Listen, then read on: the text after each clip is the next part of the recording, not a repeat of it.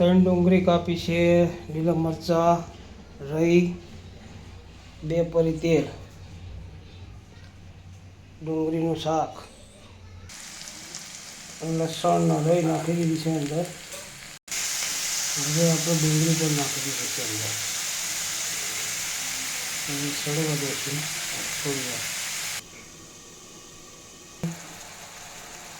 મીઠું નાખી દઈશું સ્વાદ અનુસાર.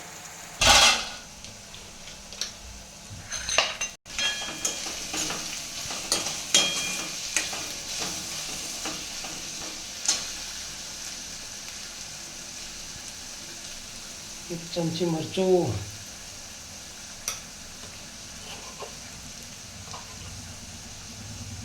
થોડી હળદર,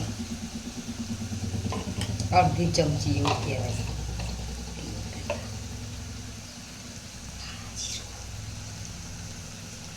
ધાણા જીરું થોડું,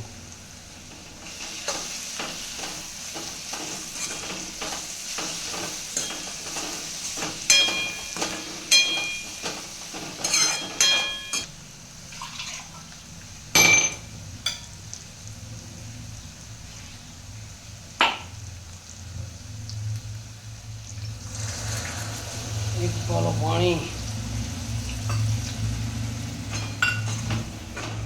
ગામડાનું શાક ખાશે એટલે આંકડા સાટતા રહી જશે.